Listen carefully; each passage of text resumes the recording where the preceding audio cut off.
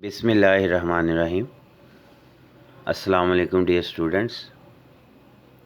आज हम part first FSc biology उसके चैप्टर 1 के एक टॉपिक से हम आगाज़ करेंगे इस वीक का, क्योंकि आपको मैंने बताया था कि हम हर वीक जो है वो 3 दिन सेकेंड ईयर और 3 दिन फर्स्ट ईयर के लेक्चर्स जो है वो अपलोड करेंगे ऑनलाइन। तो आज फर्स्ट ईयर का दिन है, इंशाल्लाह इसी तरह हर वीक के साथ हम इस तरह कंटिन्यू करेंगे।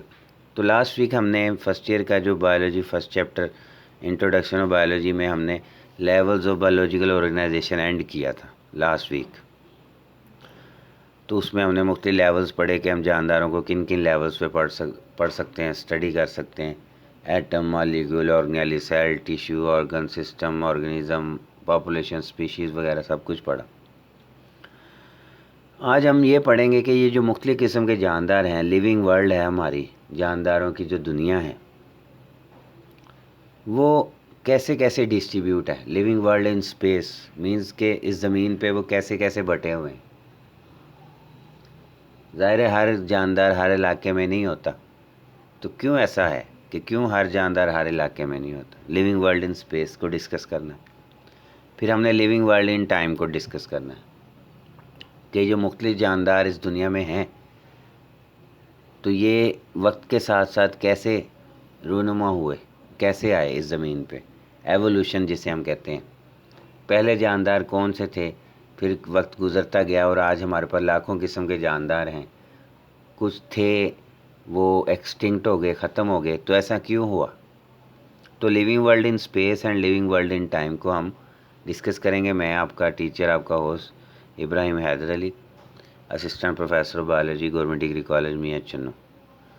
तो इस टॉपिक को हम आज शुरू करते हैं। तो सबसे पहले है लिविंग वर्ल्ड इन स्पेस। अब हमने लास्ट टाइम पढ़ा था कम्युनिटी के बारे में। कम्युनिटी क्या होती है कि जब मुख्तलिफ स्पीशीज़ एक जगह पे रह रही हों उसे कम्युनिटी कहते हैं।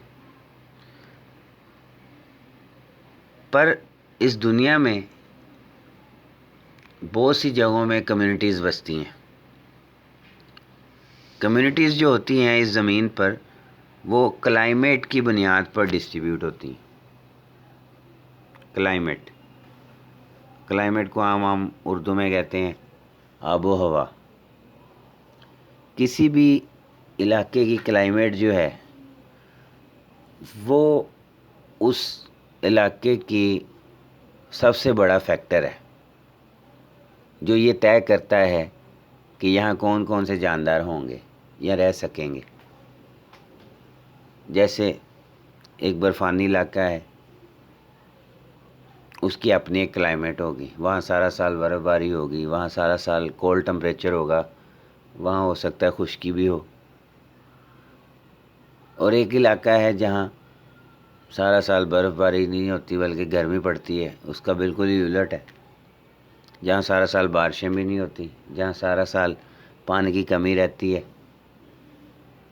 और एक इलाका वो है जो मॉडरेट है, जहाँ कभी कभी बारिशें होती है, कभी सर्दी पड़ गई, कभी गर्मी पड़ गई। तो ये मुख्तलिफ़ क्लाइमेट्स हैं। तो कम्युनिटीज़ जो होती हैं, जानदारों की अक़साम जो होती हैं, जानदारों की तादाद जो होती है, जानदारों की जो स्पीशीज़ हैं, वो क्लाइमेट पे डिपेंड करती। A large regional community primarily determined bye climate is called biome. यानी कि जानदारों की एक कम्युनिटी जो अपने आबो हवा से पहचानी जाए, जिसकी पहचान उसकी आबो हवा हो, यानी हम आबो हवा से अंदाज़ा लगा सकें कि यहाँ कौन कौन से जानदार होंगे, तो उसे हम कहते हैं कि वो एक बायोम है, वो एक ऐसी कम्युनिटी है जो रीजनल का मतलब होता है जो एक ख़ास इलाके में रहती हो। जैसे कई बार होता है ना कि हम ये कह देते हैं ये बर्फ़ानी रीछ है। मैदानी इलाके का रीछ और बर्फ़ानी रीछ में फ़र्क होगा ना।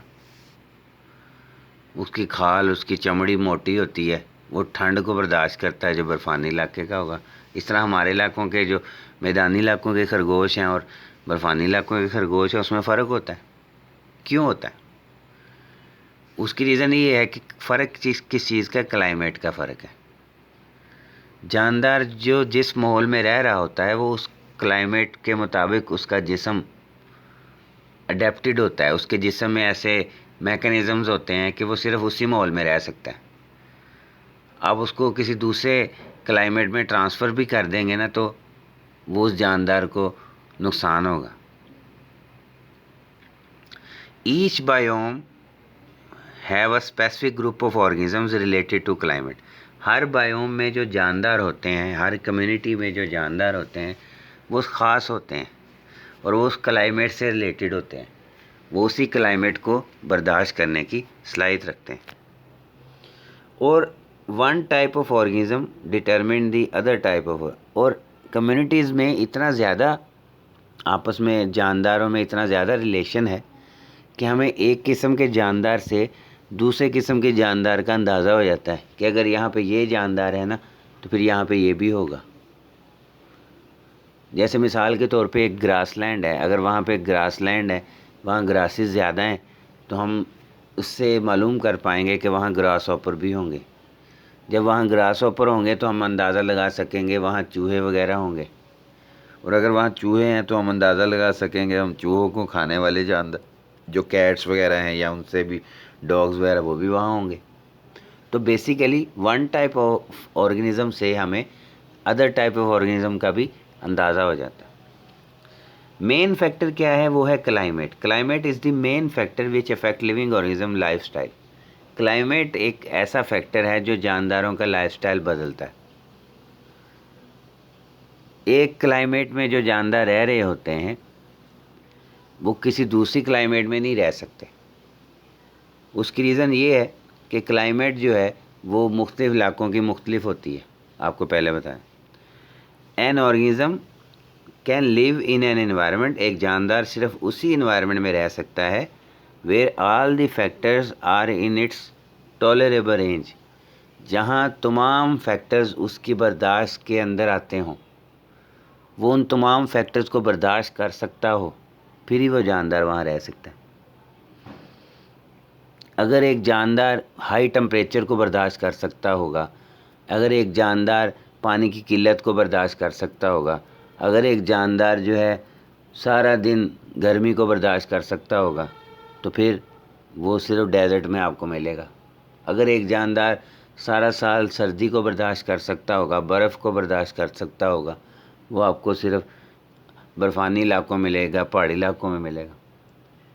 तो एक जानदार किसी भी इलाके में अगर रहता है ना तो वो उस इलाके की क्लाइमेट की वजह से वहाँ रह रहा है। आप आर्टिफिशली कुछ भी कर लें, एक इलाके के जानदार को किसी दूसरे इलाके में ट्रांसफ़र कर लें, लेकिन वो ज़्यादा अरसा सर्वाइव नहीं करेगा। अगर वो माहौल उसके बर्दाश्त के अंदर आता हुआ तो वहाँ वो सर्वाइव कर लेगा। अगर उसकी टॉलरेबल रेंज से वो बाहर है तो फिर वो वहाँ पे सर्वाइव नहीं करेगा, वो कुछ ही अरसे में ख़त्म हो जाएगा। अब जो बायोम्स होती हैं, जो कम्युनिटीज़ होती हैं, उनके नाम भी रखे जाते हैं। Naming of biome is on the basis of major plant और मेजर कैरेक्टरिस्टिक।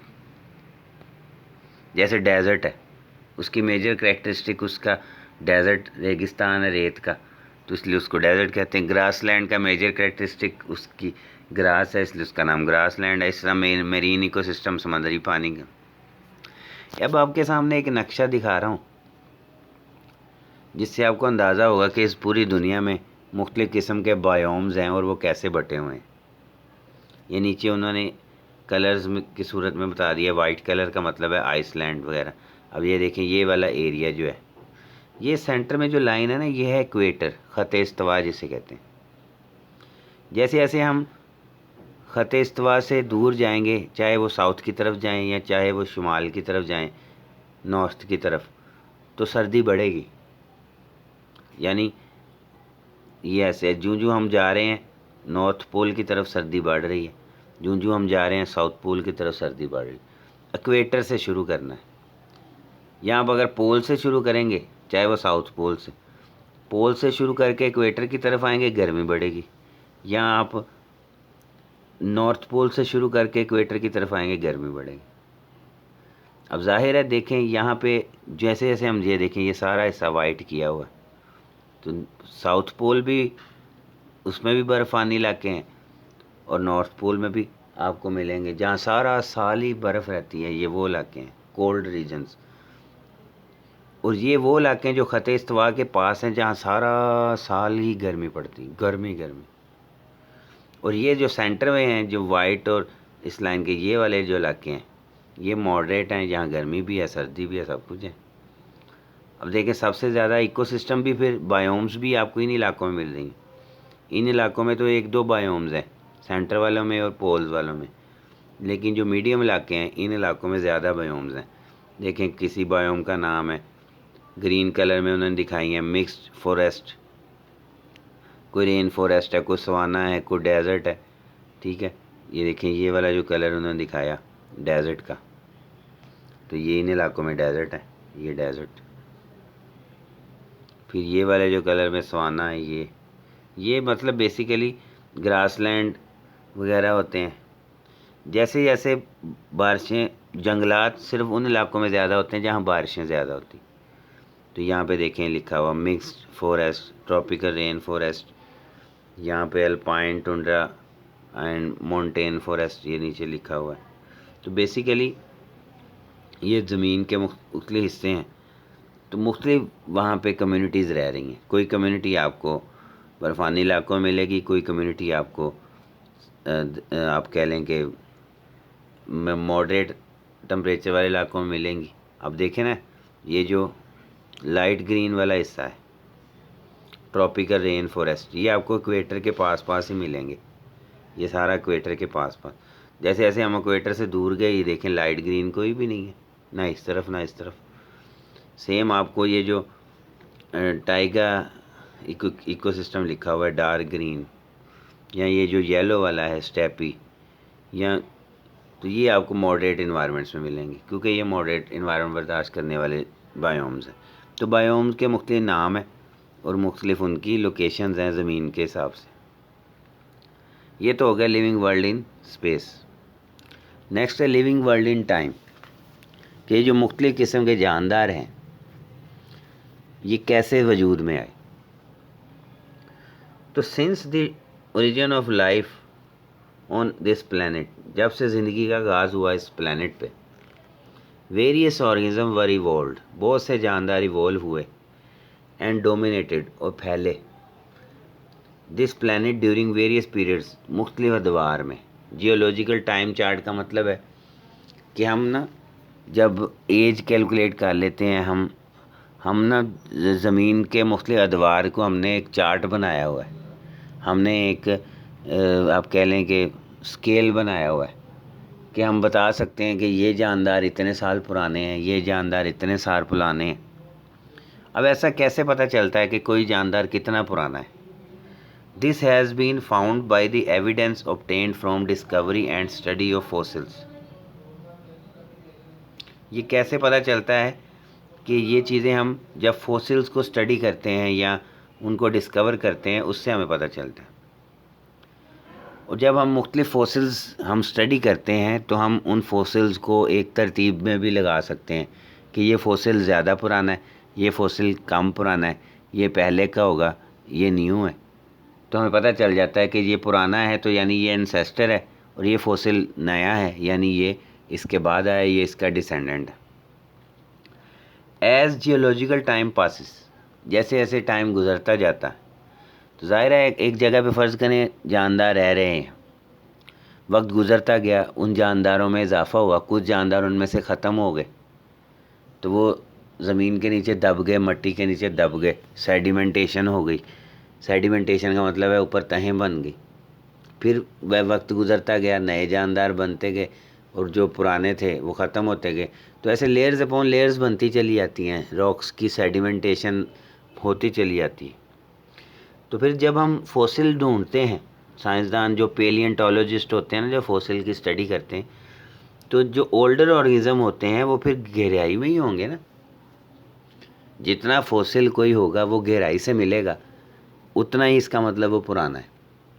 जितना फॉसिल हमें वो अपर लेयर में से मिलेगा, इसका मतलब उतना वो फॉसिल नहीं हुआ। यानी एक लेयर बन गई, एक जानदार दफन हो गया, उसके ऊपर एक लेयर बन गई। दूसरा जानदार दफन हो गया, उसके ऊपर लेयर बन गई, तीसरा जानदार दफन हो, तो लेयर्स अपॉन लेयर्स बन रही हैं।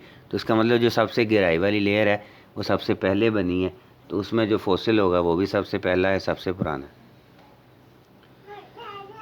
ये तो हम चलो अंदाज़ा लगा सकते हैं कि कौन सा फॉसिल पुराना है और कौन सा नया है। हम डेट भी कैलकुलेट कर सकते हैं, हम एज भी कैलकुलेट कर सकते हैं कि कौन सा पुराना है और कितना पुराना है। In addition it is possible to date और age rocks by comparing the. अब वो एज कैसे मालूम होती? अब एक फॉसिल जिस लेयर में से मिला है, जिस रॉक में से, जिस सेडिमेंट में से मिला है, उस रॉक में से हम मुख्तलिफ एलिमेंट्स की मिकदारें मालूम करते हैं, रेडियो एक्टिव एलिमेंट्स की। अब देखें, आपको पता है कि आपने केमिस्ट्री में पढ़ा होगा एक topic half life. Half life कहते हैं कि एक ख़ास ड्यूरेशन जिसके बाद जो है वो एक एलिमेंट की मिकदार आधी रह जाए। मतलब अगर एक एलिमेंट है उसकी मिकदार 10 ग्राम है और उसकी हाफ़ लाइफ 1 लाख साल है, तो इसका मतलब है वो 10 ग्राम है और 1 लाख साल बाद वो 5 ग्राम रह जाएगा।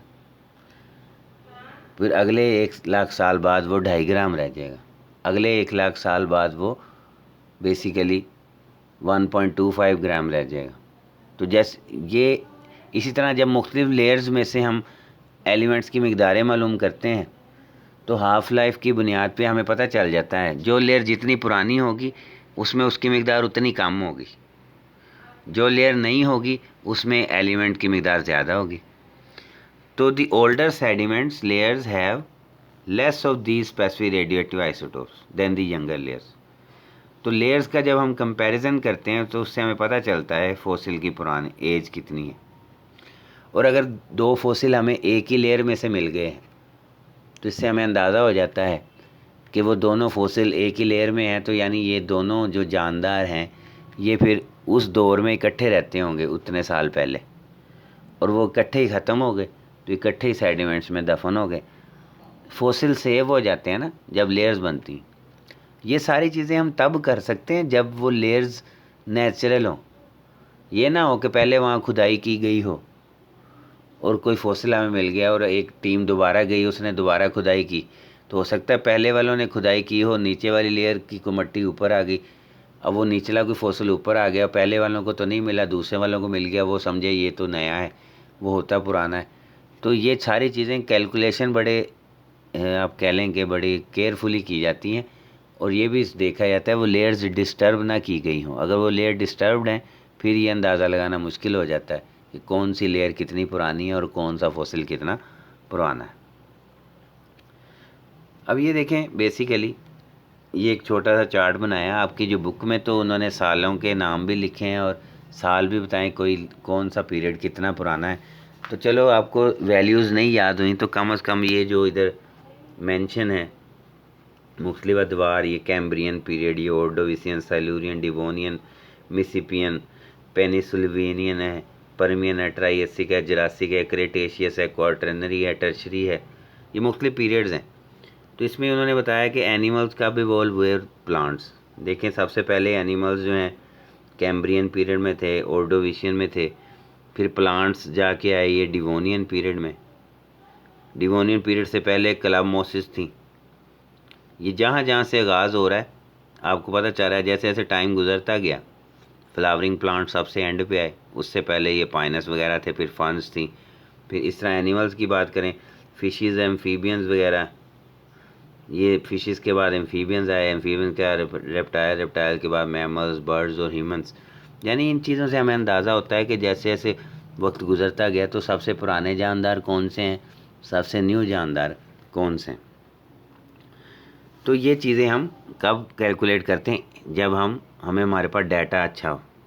आगे उन्होंने बताया कि जो हम फॉसिल को डेट देते हैं, ये आपकी बुक में तो मेंशन नहीं है, वहाँ थ्योरी में थोड़ा सा लिखा है, उस चीज़ को मैंने टेबल की सूरत दे दी है कि फॉसिल की एज कैसे कैलकुलेट की जाती है। तो उसके दो तरीके हैं, एक है रिलेटिव डेटिंग, एक है रेडियो एक्टिव डेटिंग। मतलब ये समझ लें, ये नीचे मुख्तलिफ लेयर्स बनी हुई हैं सेडिमेंट्स की, ये कोई फॉसिल इस लेयर में से मिल गया, कोई फॉसिल इस लेयर में से मिल गया, कोई फॉसिल इससे भी निचली लेयर में से मिल गया। तो ओल्डेस्ट लेयर जो है वो बॉटम पे है सबसे निचली, और न्यूएस्ट लेयर सबसे ऊपर है। तो जो इस लेयर में से मिला होगा वो यंगर होगा, जो सबसे निचली लेयर में से मिला होगा वो ओल्डर होगा। तो एक तो रिलेटिव डेटिंग है कि हम फॉसिल की एज नहीं भी मालूम कर सकते, तो हम चलो इतना तो बताएं कि ओल्ड कौन सा है और न्यू कौन सा है, फिर वो हम लेयर से अंदाज़ा लगाते हैं। जो पुराना फॉसिल है वो ओल्ड लेयर में से मिला होगा, जो नया फॉसिल है वो आपको नई जो ऊपर वाली लेयर में से मिला है, तो ऑटोमेटिकली आप अंदाज़ा लगा सकते हैं कि वो यंग फॉसिल है, यानी वो जानदार भी पिछले कुछ सालों में मतलब एक्सटिंक्ट हुआ होगा। और रेडियो एक्टिव डेटिंग का मैंने आपको बता दिया कि हम मुख्तलिफ जो लेयर्स हैं उसमें से हम a technique use to determine the actual age of fossil on the basis of amount of element, radioactive element, कि लेयर में एलिमेंट की मिकदार कितनी है। ये जो रेडियो एक्टिव एलिमेंट्स हैं ये अनस्टेबल होते हैं और वक्त गुजरने के साथ साथ ये ख़त्म होते रहते हैं, डिकम्पोज होते रहते हैं, ब्रेक डाउन होती रहती है, और इनकी एक हाफ लाइफ होती है। The time it takes for half of the atoms in the radioactive element to decay, यानी वो टाइम जिसमें उसके एटम्स आधे ख़त्म हो जाएं वो उसका हाफ लाइफ होता है। तो हाफ लाइफ का अंदाज़ा लगाकर और उनकी मिकदार मालूम करके हमें पता चल जाता है कि वो फॉसिल उस लेयर में से मिला है, तो लेयर कितनी पुरानी। हम फॉसिल की एज ना भी मालूम करें, हम उस लेयर की एज मालूम कर लें तो हमें पता चल जाएगा कि वो फॉसिल कितना पुराना है। जितनी साल पुरानी वो लेयर होगी तो कम से कम इसका मतलब उतना साल पुराना वो फॉसिल है, यानी उतने साल पहले वो जानदार वहाँ ज़िंदा हालत में होंगे, फिर वो ख़त्म हो गए, डिकम्पोज हो गए, गल सड़ गए, मट्टी नीचे दब जो गए थे, तो लेयर्स अपॉन लेयर्स बन गई और आज हमें वो मिला। तो ये तो था आज का हमारा topic, living world in space, living world in time. तो इसमें हमने पढ़ा कि मतलब मुख्तलिफ जानदार किस तरह इस दुनिया में डिस्ट्रीब्यूट हुए और आज ये लाइफ वजूद में कैसे आई, एवोल्यूशन के पॉइंट ऑफ व्यू से हमने पढ़ा। तो इस चीज़ को गौर से पढ़ें, आप समझें। कोई भी क्वेश्चन हो इनबॉक्स में भी मैसेज कर सकते हैं, कमेंट्स में भी। ये आज हमारा फर्स्ट ईयर का लेक्चर था। अब अगले नेक्स्ट दो दिन और ये फर्स्ट ईयर का लेक्चर ही होगा। मंडे से फिर से सेकेंड ईयर, यानी वीक में हाफ 3 डेज़ सेकेंड ईयर और 3 डेज़ फर्स्ट ईयर। तो फर्स्ट ईयर के बच्चों के लिए ये मेरी कोशिश, सेकेंड ईयर से मैंने आगाज़ किया था, फर्स्ट ईयर को भी मैंने साथ शुरू कर लिया। तो आप लोगों में से अगर कोई फर्स्ट ईयर का स्टूडेंट है तो उसके लिए तो बहुत ही अच्छी अपॉर्चुनिटी है कि इस कोरोना की सिचुएशन में उनके लिए घर बैठे स्टडी के लिए अल्लाह ताला आप सबको कामयाब करे और मुझे भी हिम्मत दे, तौफीक दे कि मैं इसी तरह इसको जारी रख सकूं। और अगर आपके कोई इर्द गिर्द आपके कज़न्स, आपके फ्रेंड्स, आपके अजीज़ो कारब हैं जो FSC में हैं और फर्स्ट ईयर में हैं, तो उनके साथ भी ये पेज, ये लिंक शेयर करें ताकि आपके साथ साथ दूसरों को भी फ़ायदा पहुंच सके। इंशाल्लाह कल मिलेंगे नए टॉपिक के साथ, और मुझे इजाज़त दें। अल्लाह हाफिज़, अल्लाह निगहबान।